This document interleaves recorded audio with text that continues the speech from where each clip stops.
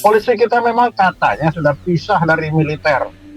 Tetapi ketika dia berpisah, dia itu kayak ayam yang kehilangan induk, anak ayam kehilangan induk. Dia nggak tahu mau ngapain. Akhirnya tumbuhlah liar. Jadi tumbuh liar lah dia. Sehingga harapan kita polisi yang humanis, yang kayak polisi-polisi Jepang, ternyata tidak. Dia tetap menjadi militer.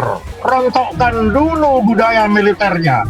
Dari mana cara merontokkan? Rubah dulu bahkan organisasinya. Pekerjaannya semua berubah, maka kulturnya akan berubah. Tapi sampai hari ini organisasinya masih tetap organisasi militer, sehingga kulturnya kultur militer.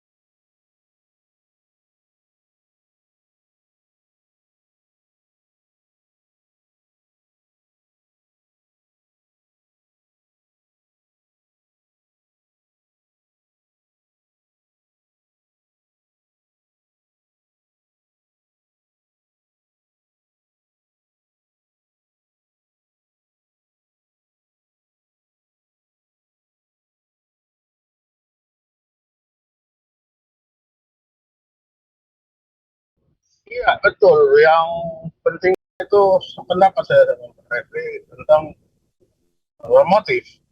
Nah, motif ini sepertinya ada yang masih ditutup-tutupi supaya motif ini tidak kelihatan. Dari mana bisa dilihat? Penggantian pengacaranya yang begitu mendadak. Deolipa itu tiba-tiba diganti. Padahal Deolipa inilah yang berhasil membujuk atau bertanya dan dijawab dengan sebenar-benarnya oleh si Eliezer, si Baradae. Nah, ketika ini sudah mulai terbuka, Neolipanya diganti. Nah, setelah penggantian ini, kita sudah tidak tahu apakah benar nantinya yang ada nantinya itu, apakah tidak ada yang ditutup-tutupi. Karena pertanyaan pergantian Neolipa diganti ini memunculkan berbagai macam tanggapan juga, mengapa harus diganti, kan itu. Jadi di situ dapat disimpulkan bahwa motif ini sedang jadi cocok-cocokan, mana yang paling cocok, tapi belum tentu yang paling benar, yang paling cocok. Nah ini, karena ada sesuatu, nah lagi-lagi intelijen melihat, bagaimana intelijen melihat ketika yang sudah bagus, tiba-tiba diganti, pasti itu ada sesuatu. Nah pergantian Deolipa itulah titik krusial itu, mengapa diganti. Lalu dari penggantiannya dengan tata cara itu yang disampaikan Deolipa ya, tertulis, diketik. Nah, apakah itu memang betul diganti atas permintaan keluarga, atas permintaan si Baradae, atau apa? Jadi itu yang membuat cacat sebenarnya. Kemarin sebenarnya sudah bagus, tapi itu jadi cacat akhirnya. Sehingga motif yang muncul pun belum tentu dapat dipercaya, kan itu. Itu Pak, kalau bagi saya. Kalau menurut Pak Samsom Ponto sendiri, motif yang menguat apa sih Pak, yang sesuai dengan konstruk sebelumnya, kronologi sebelumnya Pak? Ya ini sekarang ini kan belum ada yang bisa kita pegang sebagai fakta. Semua ini masih dalam opini semua. Yang 3 tadi disampaikan Pak Refli, ya 3 itu masih sekarang yang jelas gitu. Opini di situ, tapi fakta yang benar, yang betul itu kan belum ada. Jadi masih dicari-cari. Dari 3 itu kemungkinan masih. Iya. Betul. Yang menguat itu kan sebetulnya terakhir pembicaraan mengenai motif di seputaran aktivitas apa yang disebut oleh Bang Refli tadi, illegal activity itu Pak. Tapi kan ini masih belum bisa terkonfirmasi kan begitu. Masih menjadi sebuah kerangka yang umum sebagai bagian dari aktivitas yang sekarang ini ada begitu Pak. Karena kalau illegal activity mau dikaitkan masih belum ketemu kaitannya di mana, belum kelihatan dalam kasus ini. Karena selama ini kan yang berputar-putar itu hanya disebut bahwa itu ada pelecehan, ya muter-muter baru di situ-situ aja. Ada kegiatan apa di Magelang, bahkan itu pulang dari Magelang lalu dia jalan kan di situ. Selain dari itu kan belum ada. Kalau Pak Ponto melihat dengan dinamika perkembangan mengenai motif ini yang nanti kita tunggu seperti apa motif yang dikonstruksikan dalam proses pengadilan. Pak Ponto sendiri melihat seperti apa nanti Pak kira-kira konstruksi hukum motifnya ini nanti Pak? Ya, ini yang kita tidak bisa pastikan kan, karena ya bagi saya sudah cacat masalahnya. Kalau kita orang intelijen kan kalau sudah cacat tuh saya percaya. Kalau Deolipa itu kan sudah di awal dengan baik ya, awal yang bagus. Dari awal yang bagus kalau tiba-tiba diganti, wah ini ada sesuatu. Jadi apapun hasilnya itu agak susah kalau saya percaya. Itu sehingga harus dilihat dulu ketika disampaikan itu apakah benar, harus dikonfirmasi dulu yang lain. Kalau tidak masih susah dipercaya itu. Karena ada terjadinya pergantian yang secara tiba-tiba itu, gitu. Iya, kalau nanti pada akhirnya tetap proses pengadilan nanti kan akan mengkonstruksikan Pak seperti apa motifnya. Ini berkaitan dengan harapan publik Pak. Seperti apa Pak nanti hasil yang diharapkan dengan proses konstruksi yang akan dibuat nanti dalam proses pengadilan Pak? Harapan publik tentunya kan perbuatan sesuai hukuman sesuai dengan perbuatan, sehingga motif ini yang menjadi tumpuan. Tapi kalau di motif ini, tapi begini, sekarang kan dia Eliezer sudah jadi justice collaborator kan. Nah, dari situ mungkin ini akan kelihatan, akan muncul karena dia sudah jadi JC. Itu bisa, dia bisa bicara sebebas-bebasnya karena tentunya dia tidak mau dihukum sendirian. Harapannya tentunya si Barada Eliezer ini mudah-mudahan ketika jadi justice collaborator dia akan berbicara dengan sebaik-baiknya, dengan sebenar-benarnya apa yang dia lihat. Tidak berbicara atas perintah lagi kan itu.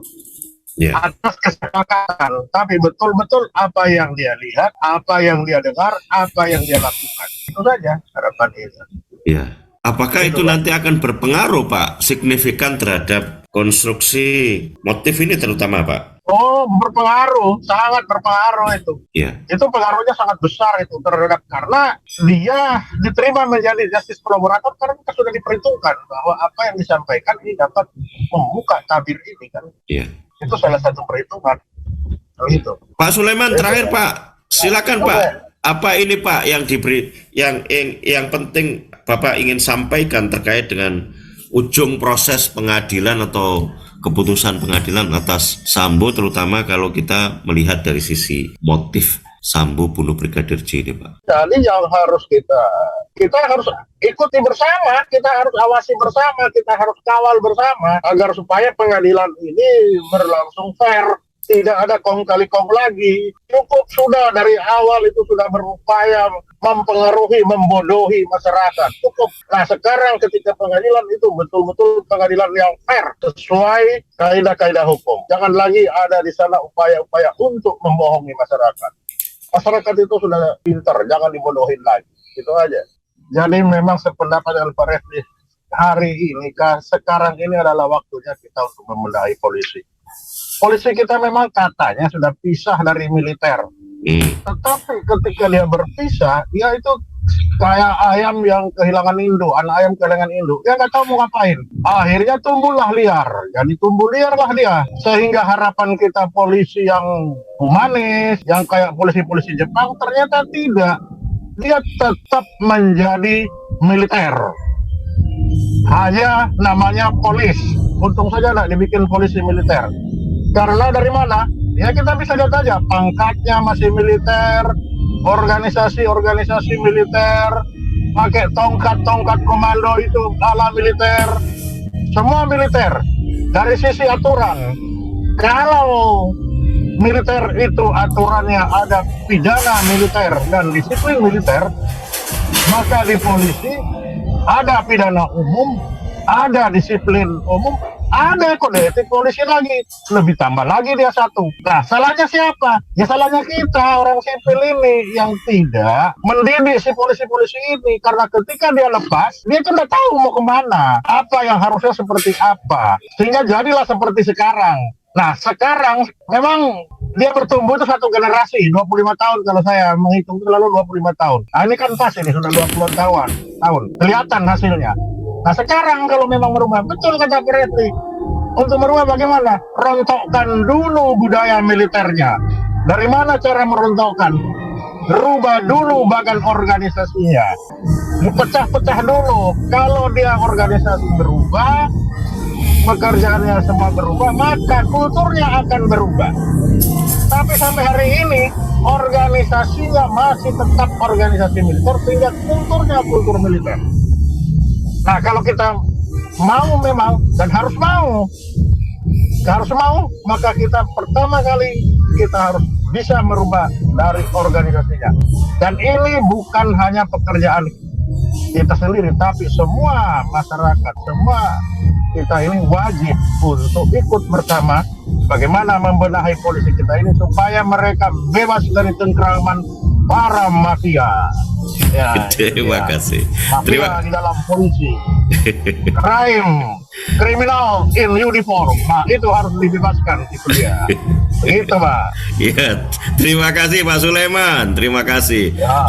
Strukturisasi dulu baru kulturisasi, karena struktur yang akan membentuk Ya, kultur. tidak Kira-kira mungkin begitu. kultur itu dirubah kalau strukturnya tidak dirubah. Strukturisasi dulu, rubah dulu strukturnya, baru kulturnya itu akan mengikuti otomatis.